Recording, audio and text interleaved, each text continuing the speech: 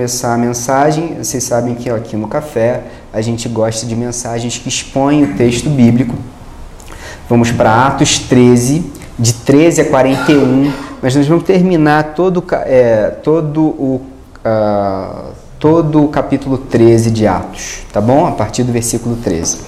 Então, vou começar a leitura bíblica com vocês. Quem quiser acompanhar na sua Bíblia pode acompanhar, mas eu vou projetar aqui na Nova Versão Internacional, tá bom?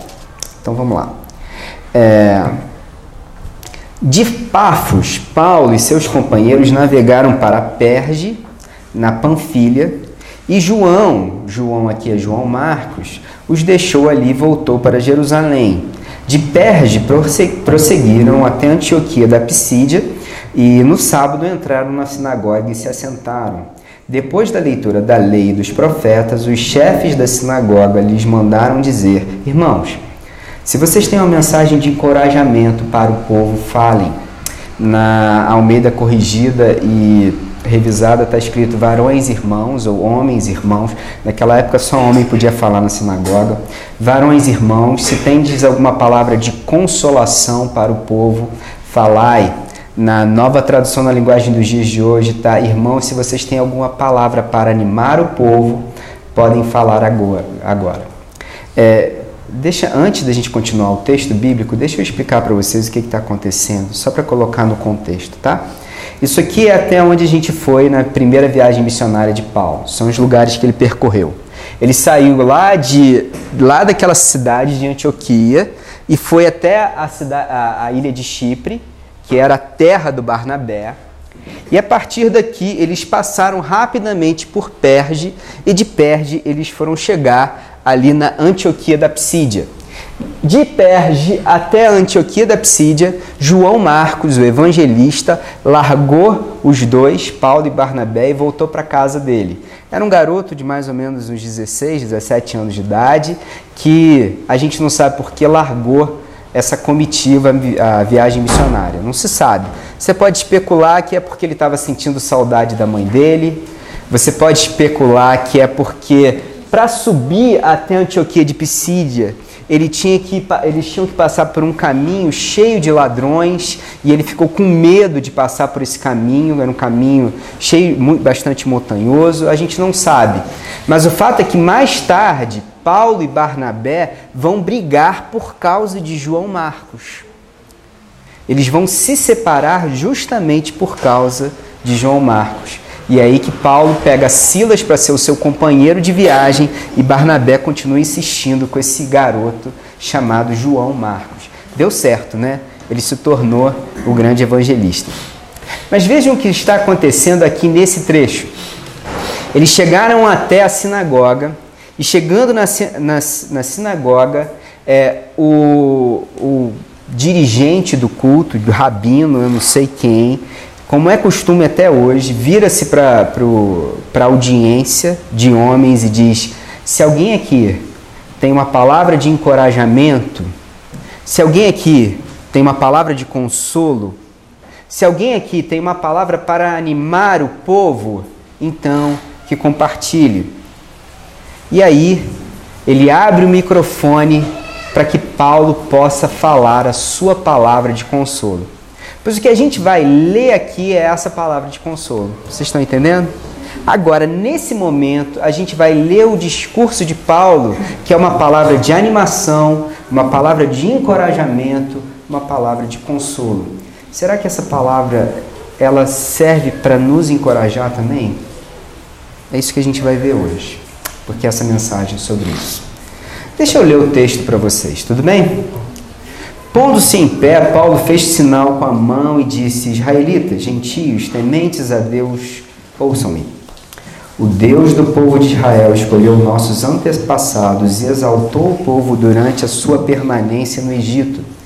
Com grande poder os fez sair daquele país e os aturou no deserto durante cerca de 40 anos. Ele destruiu 7 nações em Canaã e deu a terra delas como herança ao seu povo. Tudo isso levou cerca de 450 anos. Depois disso, ele lhes deu juízes até o tempo do profeta Samuel. Então o povo pediu um rei, e Deus lhes deu Saul, filho de Quis, da tribo de Benjamim, que reinou 40 anos. Depois de rejeitar Saul, levantou-lhes Davi como rei, sobre quem testemunhou: encontrei Davi, filho de Jessé, homem segundo o meu coração. Ele fará tudo o que for da minha vontade. Da descendência desse homem, Deus trouxe a Israel o Salvador, Jesus, como prometeram.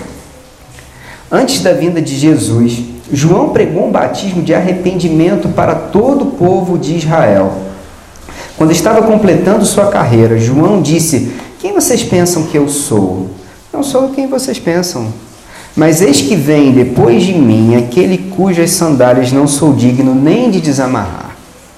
Irmãos, filhos de Abraão e gentios tementes a Deus, a nós foi enviada esta mensagem de salvação. O povo de Jerusalém e seus governantes não reconheceram Jesus, mas ao condená-lo, cumpriram as palavras dos profetas que são lidas todos os sábados. Mesmo não achando motivo legal para uma sentença de morte, pediram a Pilatos que o mandassem executar. Tendo cumprido tudo o que estava escrito a respeito dele, tiraram-no do madeiro e colocaram no sepulcro. Mas Deus o ressuscitou dos mortos, e por muitos dias foi visto por aqueles que tinham ido com ele da Galiléia para Jerusalém. Estes agora são testemunhas de Jesus para o povo. Nós lhes anunciamos as boas novas, o que Deus prometeu a nossos antepassados. Ele cumpriu para nós, seus filhos, ressuscitando Jesus, como está escrito no Salmo 2. Tu és meu filho, eu hoje te gerei. O fato de que Deus o ressuscitou dos mortos para que nunca entrasse em decomposição é declarado nessas palavras: eu dou a vocês as santas e fiéis bênçãos prometidas a Davi. Assim ele diz noutra passagem: não permitirás que o teu santo sofra decomposição. O fato de que Deus o ressuscitou dos mortos para que nunca entrasse em decomposição é declarada nessas palavras: eu dou a vocês as santas e fiéis bênçãos prometidas a Davi. Assim, ele diz noutra passagem: não permitirás que o teu santo sofra decomposição. Bom, tendo, pois, Davi servido ao propósito de Deus em sua geração, adormeceu. Foi sepultado com os seus antepassados e o seu corpo se decompôs. Mas aquele a quem Deus ressuscitou não sofreu decomposição. Portanto, meus irmãos, quero que saibam que mediante Jesus é proclamado perdão dos pecados de vocês. Tendo, pois, Davi servido ao propósito de Deus em sua geração, adormeceu, foi sepultado com seus antepassados e o seu corpo se decompôs. Mas aquele a quem Deus ressuscitou não sofreu decomposição. Portanto, meus irmãos, quero que saibam que mediante Jesus é proclamado o perdão dos pecados a vocês. Por meio dele, todo aquele que crê é justificado de todas as coisas das quais não podiam ser justificadas pela lei de Moisés. Cuidem para que não aconteçam o que disseram os profetas. Olhem, escarnecedores, admirem-se e pereçam, pois nos dias de vocês farei algo em que vocês jamais creriam se a vocês fosse contado. Nós lhe anunciamos as boas novas, o que Deus prometeu aos nossos antepassados, ele cumpriu para nós, seus filhos. Atos 13, 32 a 33. Vamos orar? Vamos orar? Pai amado e bendito, Deus do universo, Senhor dos senhores, a Tua palavra, ela vai ser exposta. Que ela encontre terra fértil e boa nos nossos corações. E faça da gente, cada vez mais, discípulos fiéis da Tua palavra. Eu te peço no nome de Cristo Jesus que o Senhor me esconda atrás da cruz e que eu pregue a Tua palavra, nada mais do que a Tua palavra. E que o Senhor me dê forças para proclamar o Teu Evangelho, o santo, verdadeiro, o único, precioso Evangelho da graça e do reino de Cristo Jesus. É o que eu te peço em nome de Cristo Jesus. Amém. Sentiram-se encorajados depois dessa leitura? Estão mais animados a vencer o dia a dia de vocês depois dessa leitura? É engraçado porque o que nós lemos aqui é o que a gente chama de Evangelho. Boa notícia, Evangelho de Cristo Jesus. O que é mais interessante é que esse Evangelho, ele vem sendo pregado todo domingo, ou às vezes até na quarta-feira, às vezes até na terça-feira, às vezes todo domingo, todo dia, numa igreja dita evangélica. Mas quando você começa a olhar sobre essa mensagem que foi pregada, sobre essas tais boas novas, ou esse tal evangelho, a gente vê uma coisa interessante. Vocês em algum momento ouviram Paulo falar na palavra diabo? Vocês em algum momento ouviram falar que vocês estão opressos pelo demônio e porque vocês estão opressos pelo demônio, vocês estão sofrendo doenças, o gafanhoto está passando na sua vida, vocês estão com problemas de cura e depressão, que o seu casamento não está funcionando por causa da opressão? Em algum momento, nesse texto que nós lemos, o apóstolo Paulo fala sobre inferno? Eu não estou dizendo que essas coisas não existam. Eu só estou dizendo que o evangelho que foi anunciado aqui não é um evangelho que nem sempre você ouve numa igreja evangélica. Aí você vai me dizer, é óbvio que não. Quando Paulo pregou essa mensagem, ele pregou uma mensagem a pessoas que são muito diferentes de nós, numa outra época, num outro momento, em outro contexto histórico. Não faria sentido para as pessoas de hoje em dia contar este evangelho que foi pregado aqui. Afinal de contas, talvez, depois dessa leitura, vocês não estejam mais encorajados do que estivessem antes da leitura. Não sei. Como se caracteriza o povo de hoje em dia, nós, brasileiros, aonde o evangelho tem sido pregado? Nós somos um povo místico. A nossa matriz religiosa é um cruzamento de animismo, influência africana, totemismo, xamanismo, influência indígena, e catolicismo popular. Em outras palavras, o povo brasileiro é macumbeiro, feiticeiro e idólatra. Uma mensagem que comunicasse o que o apóstolo Paulo está tentando comunicar, talvez não conseguisse chegar ao coração do nosso povo. Animismo, tudo é espírito.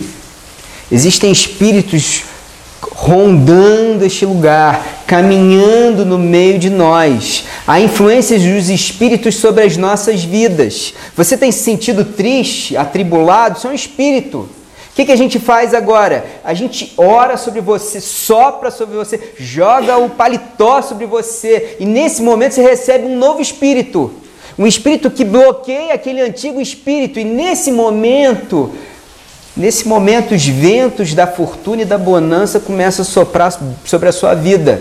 O gafanhoto está amarrado no nome de Jesus e você vai ter prosperidade na sua vida. Aquele casamento que não estava dando certo, agora vai dar certo. Aquele problema que você está passando, tudo vai ser bloqueado na sua vida, porque o Espírito certo está dentro da sua vida. Totemismo. Você precisa de totens ou de amuletozinhos. Tem alguém com problema de mal olhado? Anda pelo sal grosso, que o sal grosso vai absorver as energias negativas. Alguém tem olho gordo na sua vida? Bota um galinho de arruda atrás da orelha, porque o galinho de arruda desvia o mal olhar. Está com doença na sua família? O óleo ungido de Israel pode funcionar para você. Você precisa passar num concurso público, nós vendemos a caneta ungida que vai dar a você a chance de passar nesse concurso. Pois bem,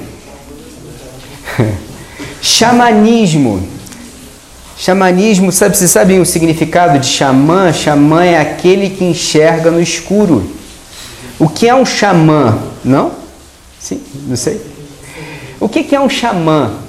Um xamã é alguém que olha tem um olhar para as coisas espirituais e enxerga no escuro. Ele enxerga das coisas que nós não enxergamos. Ele é uma pessoa iluminada. Ele tem visões sobre o que vai acontecer com você. Então os espíritos conversam diretamente com essa pessoa e dão a eles a indicação do que vai acontecer com você. Eis que te digo agora.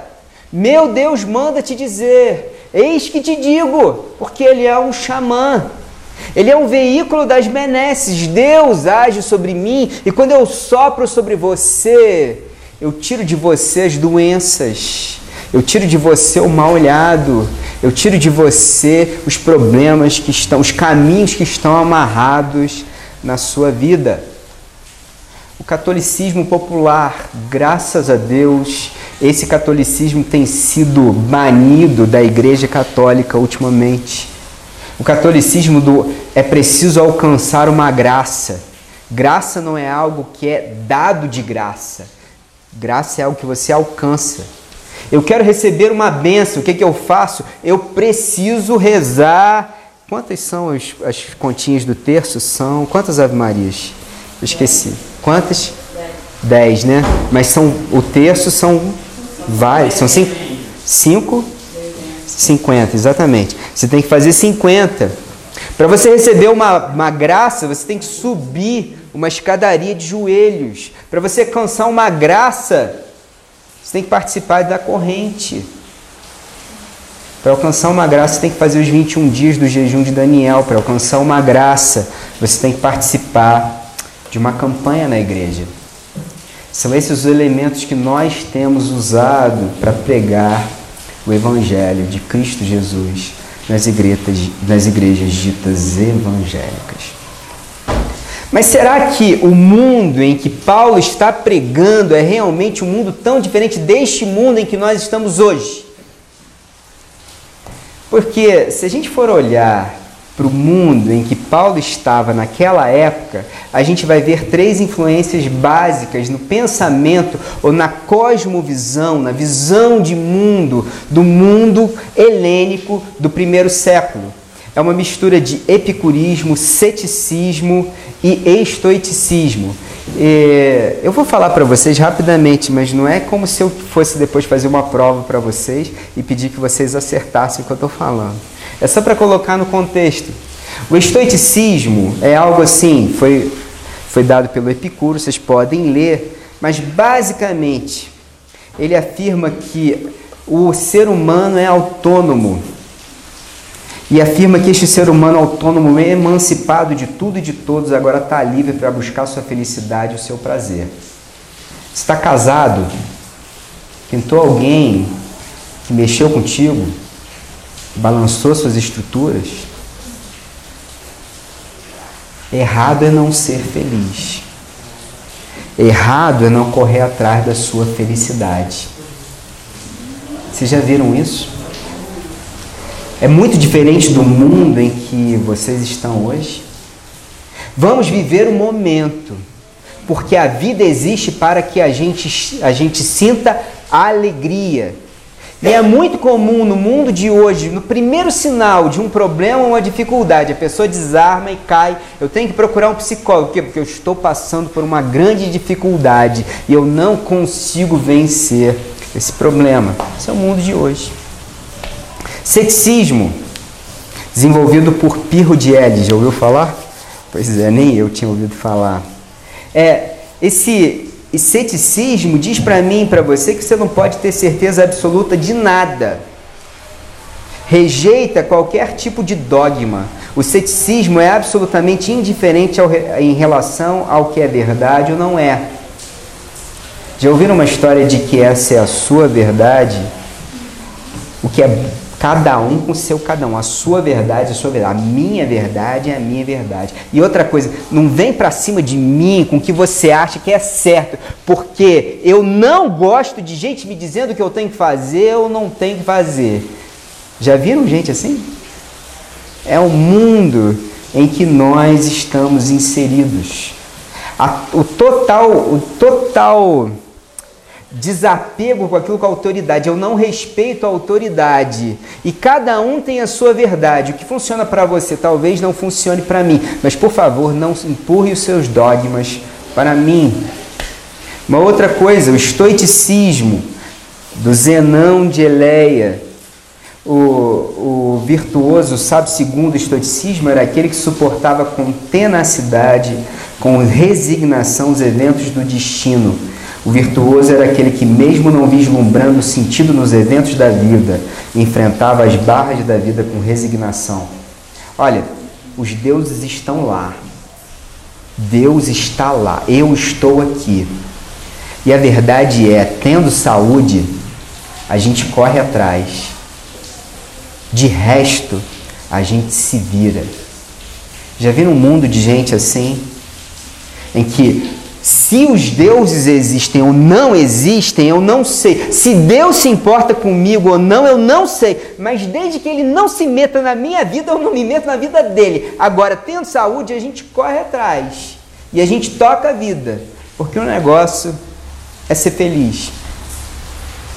O que é interessante é que foi pra gente assim, que tinha se encontrado numa sinagoga ou num lugar onde se pregava a palavra de Deus assim, que Paulo falou.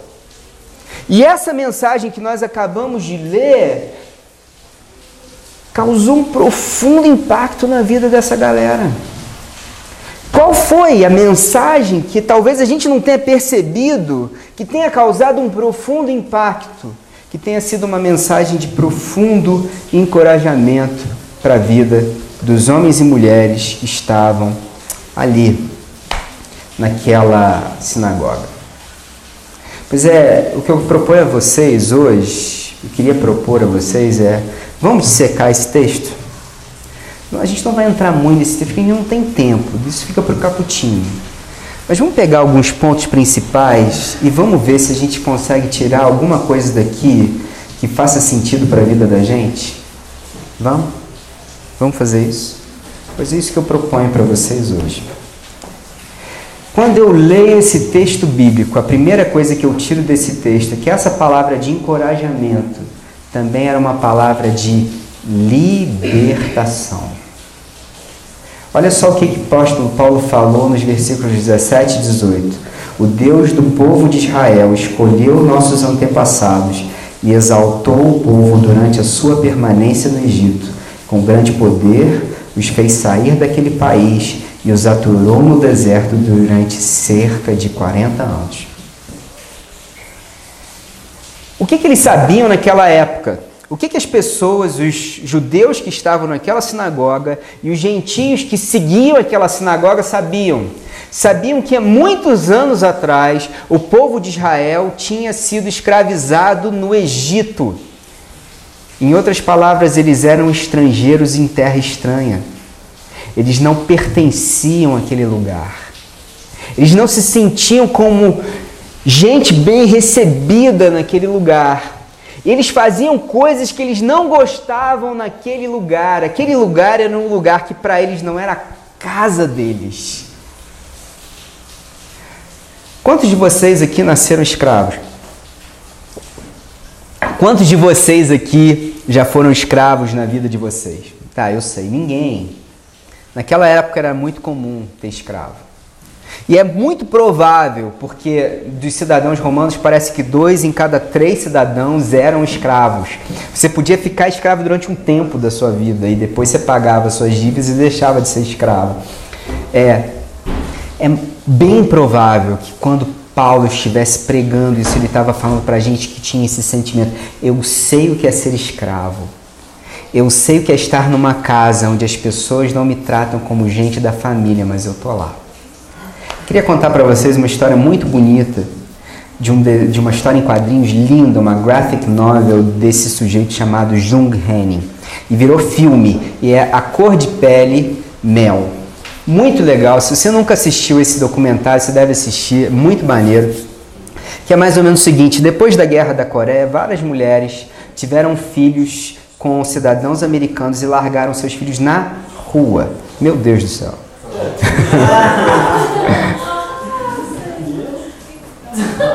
Ok. É. Deixa ele. Tá aí. Podemos continuar então?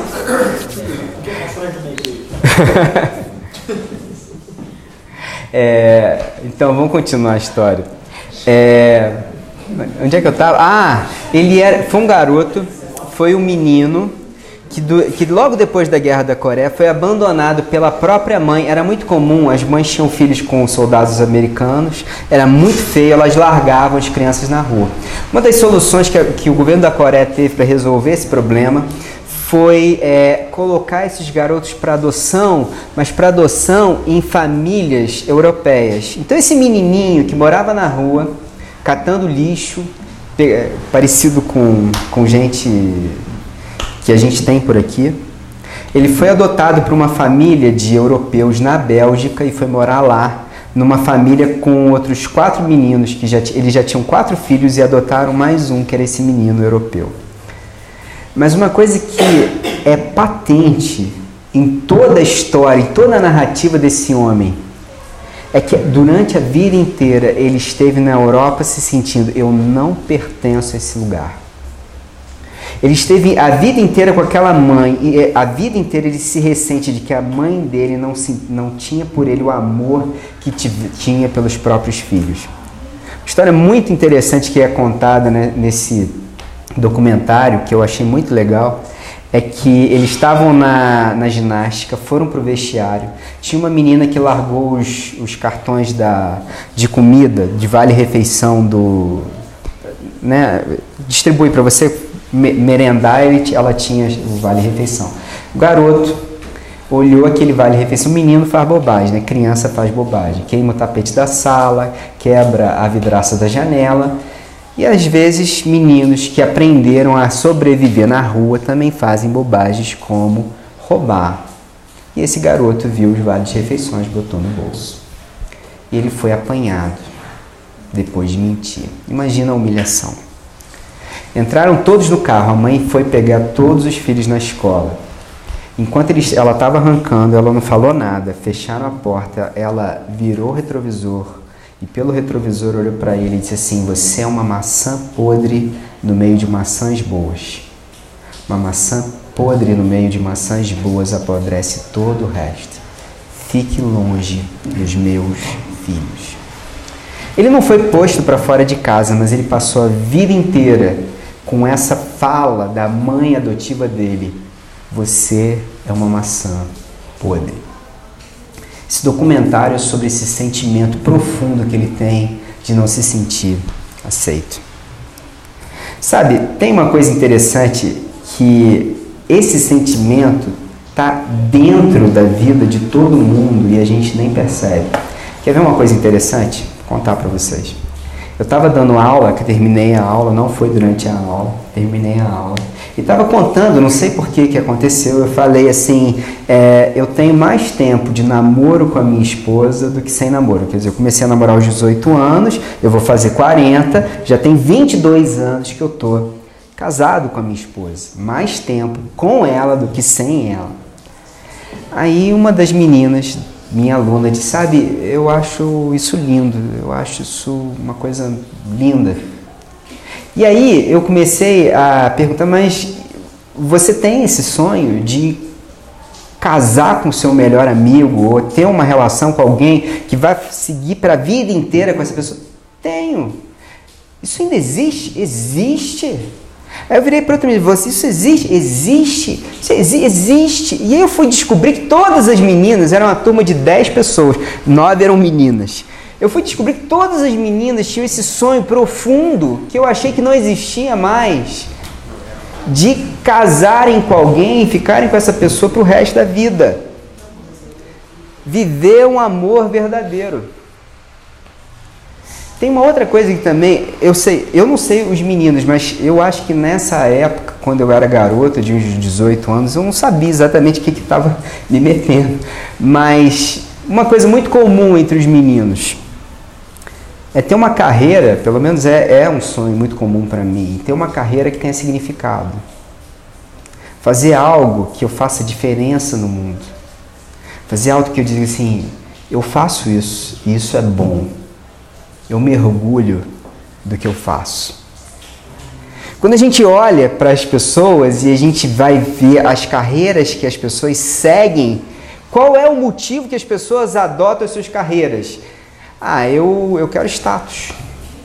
Eu quero uma carreira que dê conforto para minha família. Eu abro mão dos meus valores, talvez, para conseguir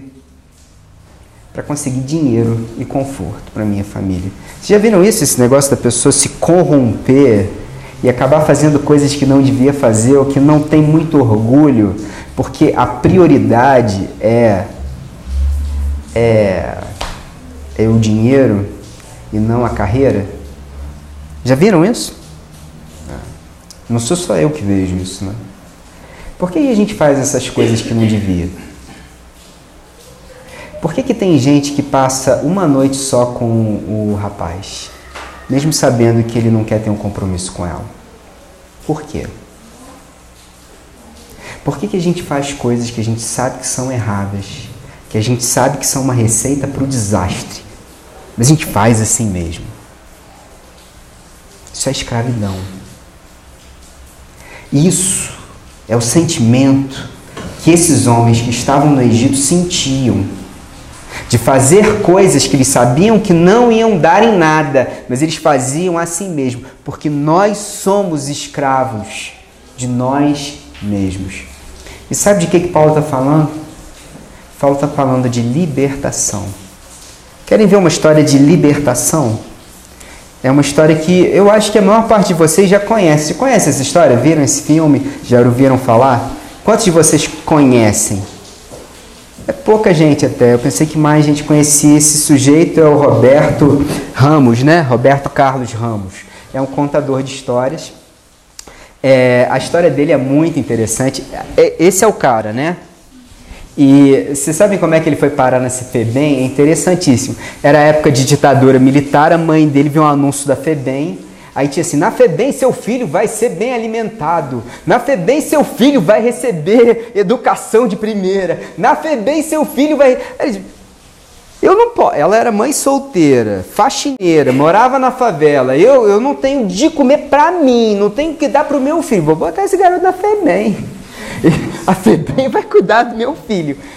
Sério, ainda tem gente que acredita em propaganda de governo, né? Pois é isso aí. Foi o que aconteceu. E o menino se juntou com gente que não devia e aos 13 anos de idade ele era irrecuperável.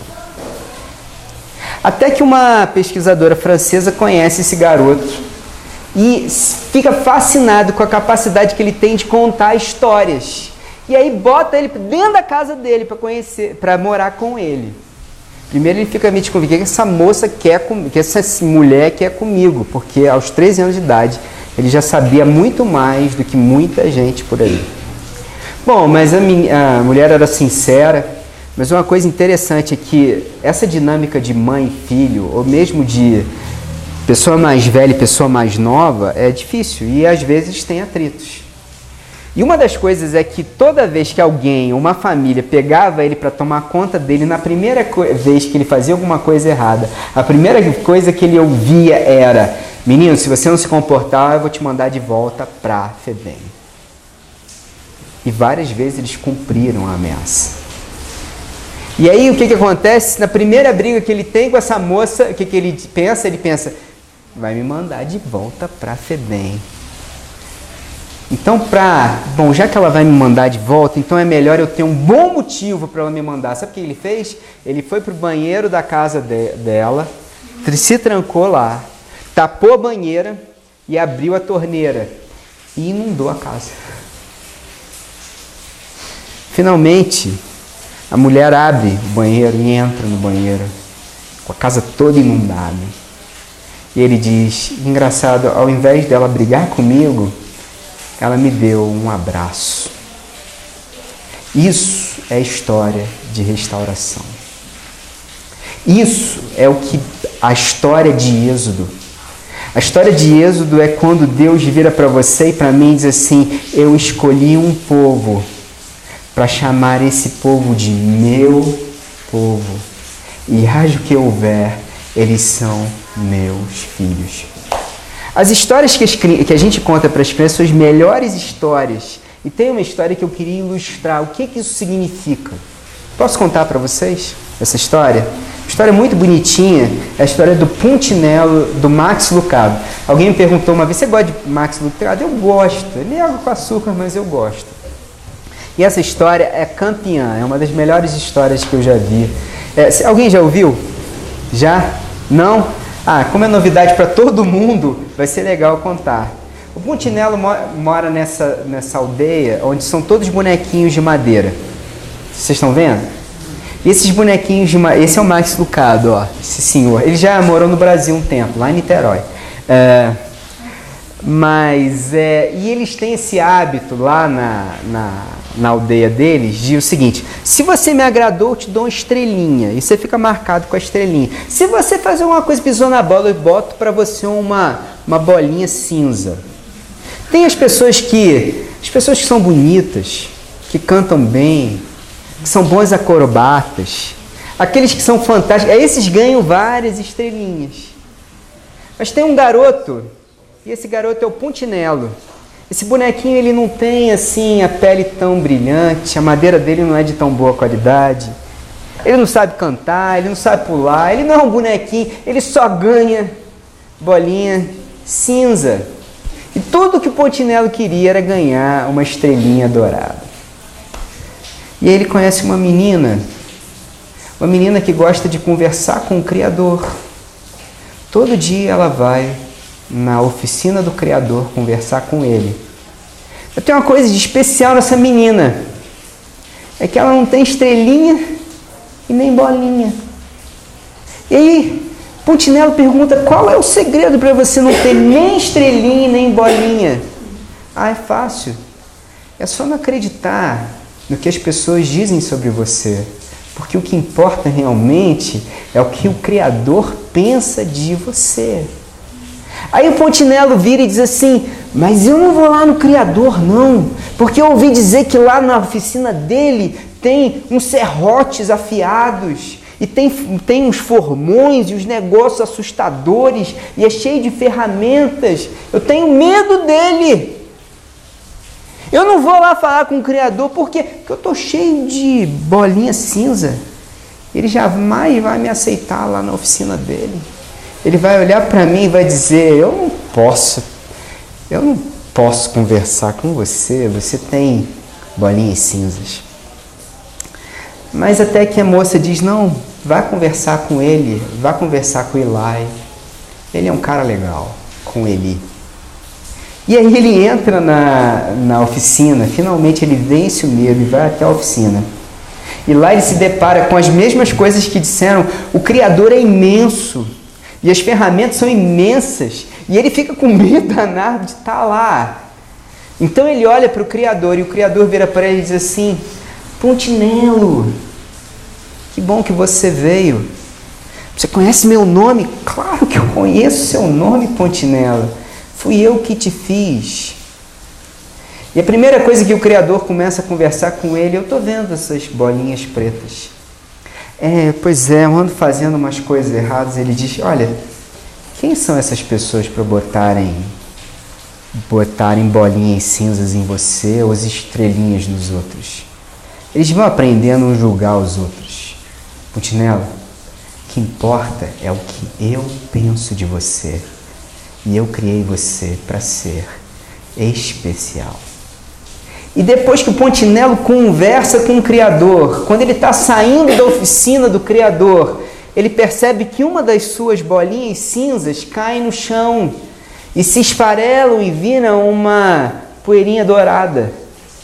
Ele percebe que toda vez que ele está diante do Criador, as bolinhas cinzas que estão nele não colam mais.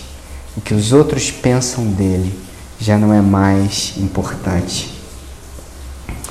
Pois é. O que o apóstolo Paulo disse para mim e para você? Nós lhes anunciamos as boas novas, o que Deus prometeu aos nossos antepassados. Ele cumpriu para mim e para nós, seus filhos. A boa notícia do Evangelho de Cristo Jesus é que nós somos libertos de nós mesmos para sermos filhos de Deus. É claro que essa é só a conversa. Putinella ainda tem muitas bolinhas cinzas e muitas das bolinhas cinzas dele ele ainda precisa tirar. Meu amigo, eu não sei o que te trouxe aqui e eu nem sei se você está muito preocupado com a opinião dos outros sobre você. Mas só o que importa é a opinião que Deus tem sobre você. Deixa eu continuar, tem mais uma outra coisa interessante nesse texto, é que esse texto, além de ser uma palavra de encorajamento, também é uma palavra de fidelidade. Veja que Deus fez várias promessas ao seu povo.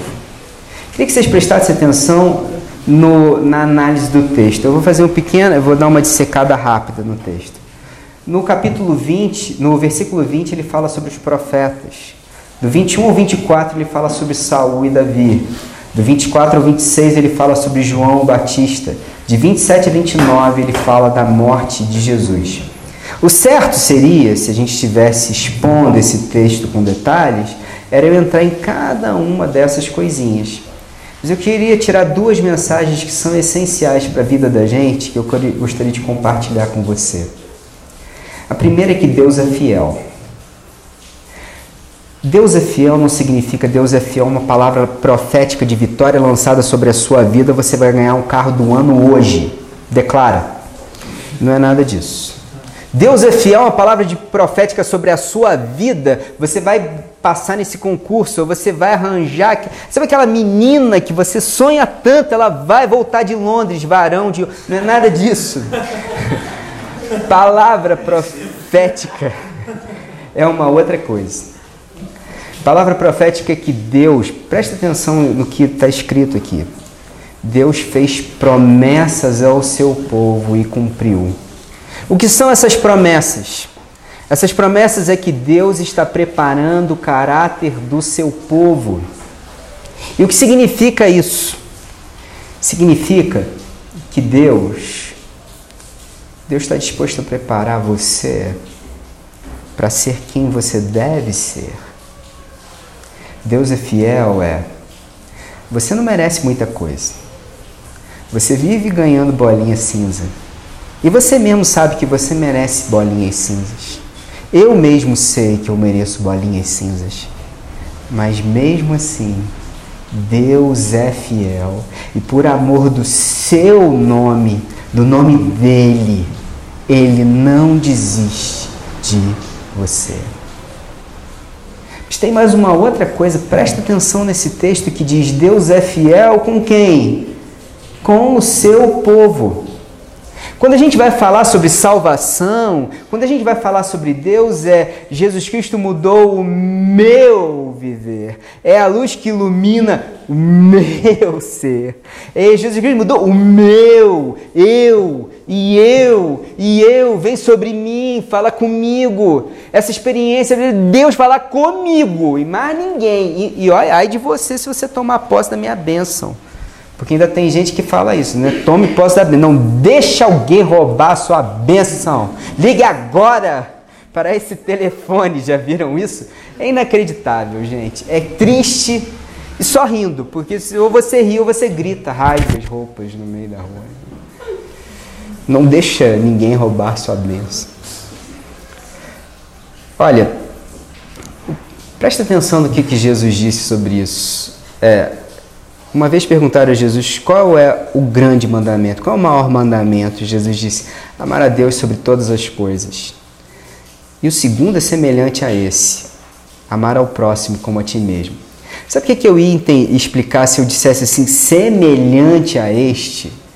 Eu ia responder, se eu fosse responder o que isso significa, eu ia responder com uma parábola de Jesus. Jesus falando sobre o reino de Deus, ele diz assim: o reino de Deus é como um grão de mostarda, que é a menor das hortaliças, que é plantada em boa terra. E quando ela cresce, ela vira uma árvore frondosa, os pássaros, as aves do céu, vêm se aninhar em sua sombra.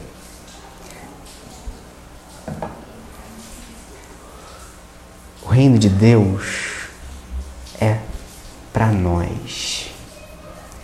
Os frutos de uma árvore não são para a árvore, são para os outros. A sombra que uma árvore produz não é para mim.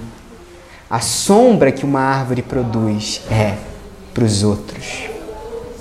Talvez você não esteja entendendo o que isso significa. Eu vou te dizer o que isso significa. Na vida da gente significa que toda mulher que confiou nas promessas do Senhor Jesus e aceitou o seu reino dentro de si, as promessas do Evangelho de Cristo Jesus são para os seus filhos, são para o seu esposo. As promessas do reino de Deus são para um filho. As promessas do reino de Deus são para as pessoas que estão à sua volta. A luz que ilumina meu ser serve para iluminar o caminho daqueles que estão à minha volta, porque a luz de Jesus, que é refletida através de mim, eles podem agora enxergar quem é Deus e qual é o seu caráter. Meu amigo, Jesus veio trazer uma palavra de que Ele é fiel a você e que as promessas que Ele fez a você, Ele irá completar se você deixar. Terceiro ponto é uma palavra de perdão. E com esse ponto eu vou terminar, tá bom? Tá? Tem muita gente bocejando. Tudo bem? Portanto, meus irmãos, quero que saibam que mediante Jesus é proclamado perdão dos pecados a vocês, por meio dele. Todo aquele que crê é justificado de todas as coisas das quais não podiam ser justificados pela lei de Moisés. Presta atenção nisso. Quando eu era criança, e até hoje, um monte de gente vai dizer para você que Jesus Cristo, ele veio ao mundo, morreu na cruz do Calvário e pelos seus pecados, e que agora, se você acreditar que Jesus morreu na cruz, você não vai mais para o inferno, mas vai para o céu. Deus nunca mais vai deixar você para o inferno desde que você crê em Deus. Eu não estou dizendo que não existe inferno, mas eu já contei essa história trilhões de vezes a você. Já contei a história de um pastor que estava conversando comigo, que sabe que eu sou físico, e aí começou a falar sobre astronomia comigo, e aí olhou para o céu e disse assim: não, porque no céu existem as anãs brancas, que são verdadeiros lagos de fogo, e Deus simplesmente poderia usar esses lagos de fogo para queimar as almas que estão perdidas. Isso não é o inferno. E eu fiz uma maldade. Eu já contei essa história, né? Eu já fiz uma maldade que é... Qual é a temperatura que a alma queima? Pois eu não devia ter feito, é uma maldade. Porque eu não sei qual a temperatura que a alma queima, eu nem sei se a alma queima. E eu já contei isso várias vezes, já expliquei para vocês que inferno é um estado de espírito. Inferno é um lugar onde a graça de Deus não entra. Inferno é um lugar onde você vive de acusação e de culpa e de remorso. Deixa eu contar uma história para vocês que ilustra bem o que eu quero dizer com isso. Teve uma moça, uma senhora, que acabou de adquirir câncer em fase terminal. Ela realmente vai morrer. E é uma moça que fez muita bobagem na vida. Abandonou os filhos por causa de um homem.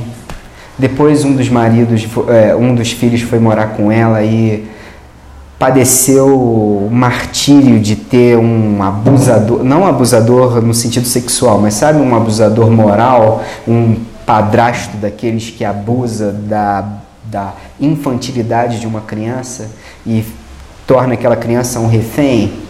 Pois aquela criança foi vítima de maus tratos e depois não deu certo, abandonou de novo, depois a outra filha veio, não deu certo, e ela, sabe, uma pessoa que teve esse tipo de vida e no final da vida descobriu que tinha câncer terminal e resolveu se reconciliar com Deus. A irmã dela, que é cristã, sabendo a história dela, ouviu a história e disse assim: escuta, eu não vou conversar com a minha irmã. Para dizer a verdade, bem feito com o que aconteceu com ela. E é bom mesmo que morra, porque vem com esse papo furado de que se reconciliou com Deus, tendo feito tudo que fez ao longo da vida. Essa pessoa não merece que eu vá conversar com ela, me reconcilie com ela, porque o que ela fez com os filhos não tem perdão.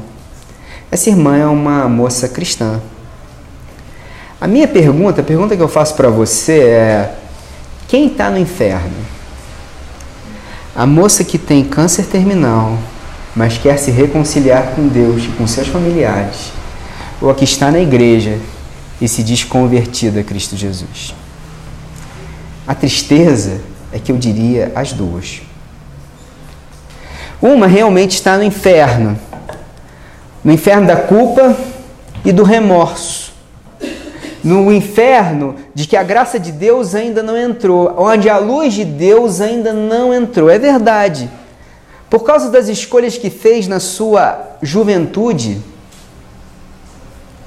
por causa dessas escolhas, ela está no inferno.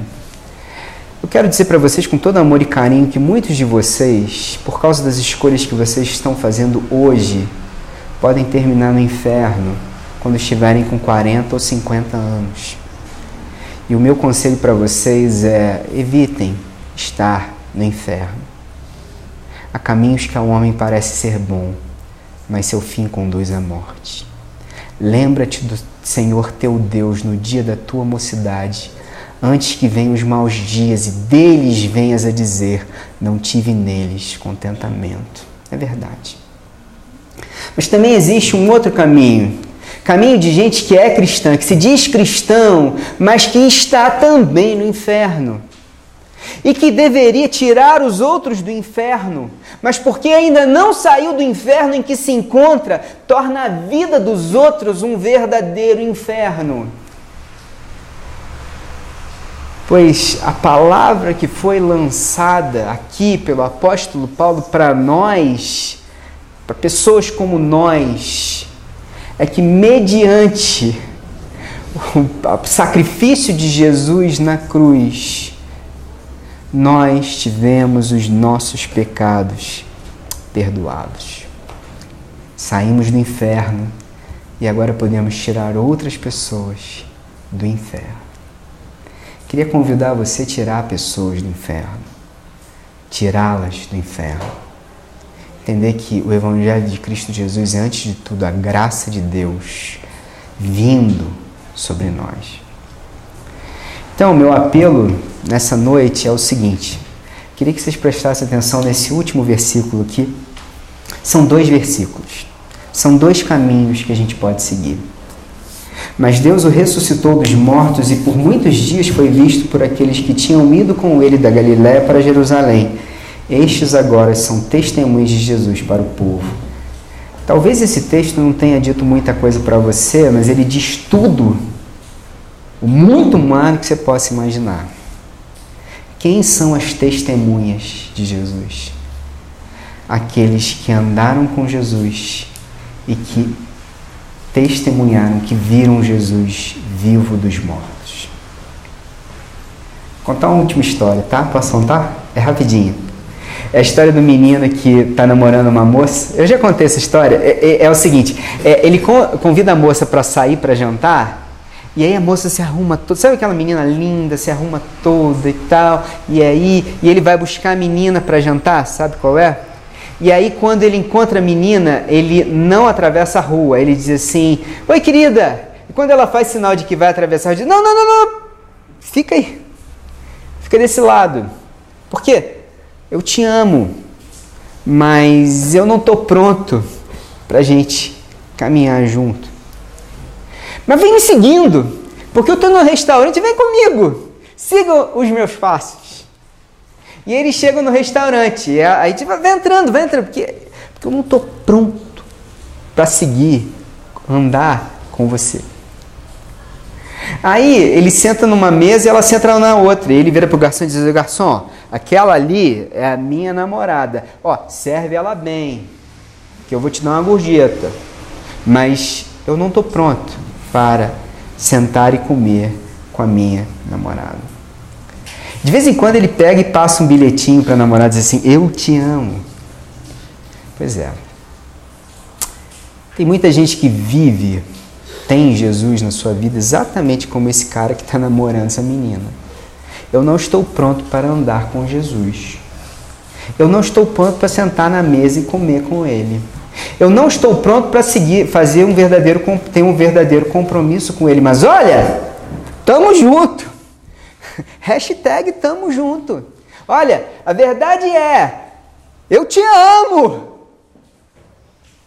Porque Jesus não está vivo na sua vida. E é por isso que você não pode ser uma testemunha de Jesus. Ser uma testemunha de Jesus é para gente que anda com Jesus e Ele está vivo na sua vida. Agora, talvez você, eu acho que não é o caso de ninguém aqui, ainda não entendeu que Jesus realmente ressuscitou dos mortos e está vivo. E está rindo dessa história. Pois a minha palavra é uma palavra de todo amor e toda advertência que a gente pode ter sobre isso. Olha, Jesus veio te libertar. Se você quiser acreditar, ótimo. Se você não quiser acreditar, a única coisa que eu te peço é dá uma chance para Jesus e deixe que Ele viva na sua vida. Vou chamar o pessoal do louvor para vir aqui, a gente vai cantar Esse é o Meu Respirar e a gente vai fazer uma oração e vai terminar, tá bom? É isso que a gente vai fazer agora. Amém.